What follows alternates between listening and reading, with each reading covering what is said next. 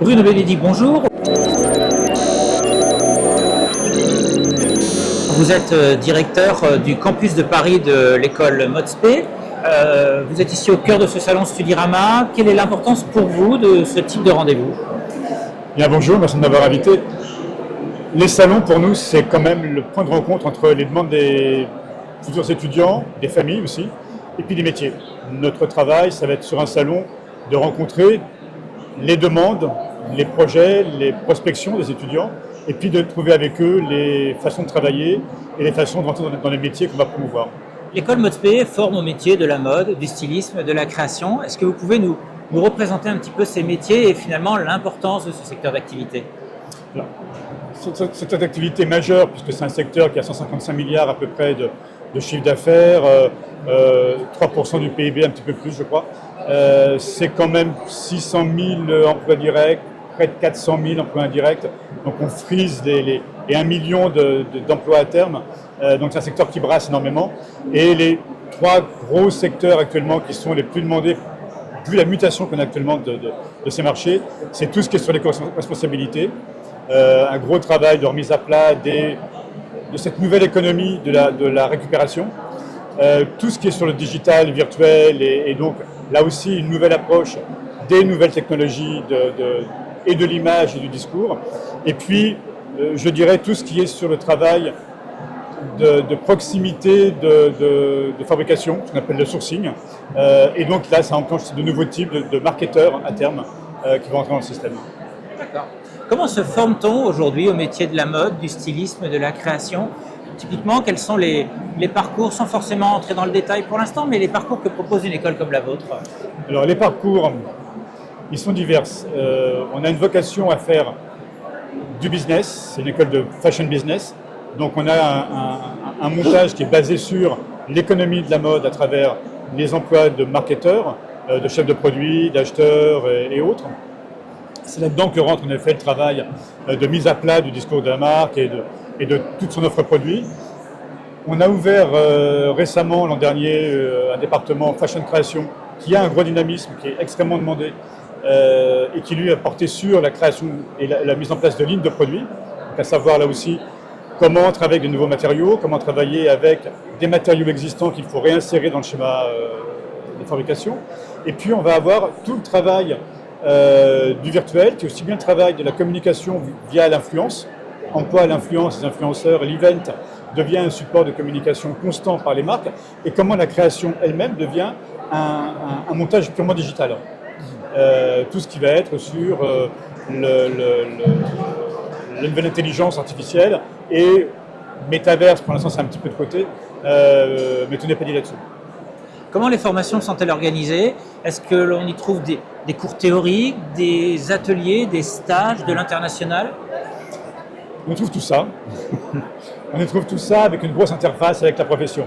J'ai toujours pensé que l'école, c'était pour faire venir les professionnels à l'intérieur du cercle de formation, que les étudiants aient une proximité constante avec industriels, décideurs, entrepreneurs, créateurs.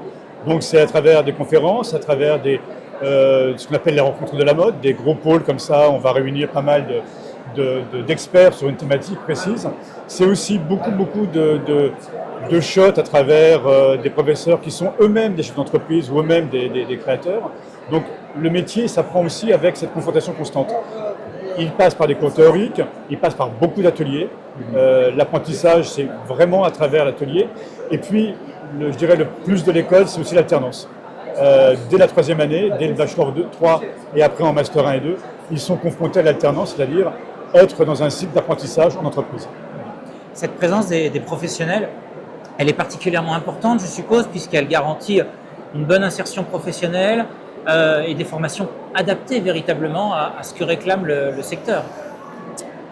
Mon métier, c'est d'envisager quels seront les métiers de demain, dans 3 ou 5 ans. Un étudiant qui rentre maintenant en bachelor 1, il sortira peut-être avec un bachelor 3, mais la profession est demandeuse plutôt de master actuellement. Ouais. Donc on est parti sur à peu près 5 ans.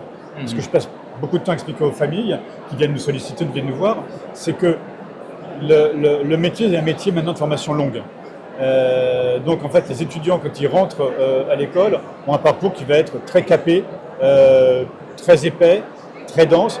L'alternance va fluidifier tout ça à terme, puisque l'entreprise va être un accélérateur de process, de connaissances et de maîtrise. Comment intègre-t-on une école comme ModSP et quelle qualité cherchez-vous chez vos candidats? La qualité première, je dirais, c'est la curiosité.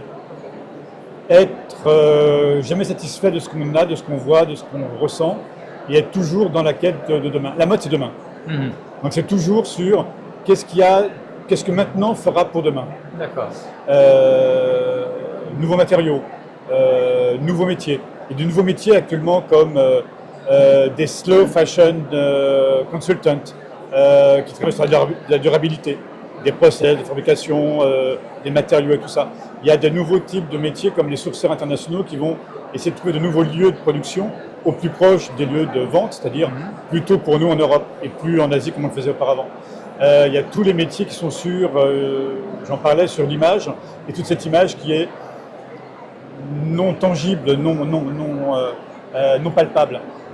Ça demande de la formation constante, donc ça demande de la curiosité, je disais, ça demande de l'enthousiasme, évidemment, ça demande de se mettre constamment en cause. Ce qui est fait aujourd'hui ne sera peut-être plus bon demain, et donc d'avoir cette espèce d'appétence constante pour l'innovation. D'accord. On trouve votre école sur Parcoursup ou bien c'est un concours spécifique? Est-ce qu'on peut y rentrer aussi après un bac plus 1, un bac plus 2? Alors, on tourne notre école sur Parcoursup. C'est une école qu'on va y entrer par concours. Concours, entretien. Moi, je prends beaucoup d'entretien parce que ça permet d'entrer en contact direct avec le postulant et donc d'avoir un peu plus de feeling et de fluidité. On va y trouver les 2 années de tronc commun en bachelor, plus une 3e année de bachelor très spécialisée. Là, en effet, on va opter pour soit fashion création, soit market com, soit influence et virtuelle. Et puis après, on aura 4 MBA qui vont être plus spécialisés sur tout ce qui va être le stylisme et la direction artistique. Ça, c'est des métiers qui changent totalement actuellement de profil avec l'arrivée du virtuel. Tout ce qui va être en effet sur virtuel et influence. Tout ce qui va être sur le MBA Fashion Design et Brand Management, conjugué à la fois la création de lignes et la gestion commerciale et marketing d'un lancement de projets vestimentaires, et puis tout ce qui va être Fashion Communication. Parfait. Merci beaucoup, Monsieur Bénédicte, pour ces explications. Merci. Et nous vous souhaitons un très bon salon. Merci.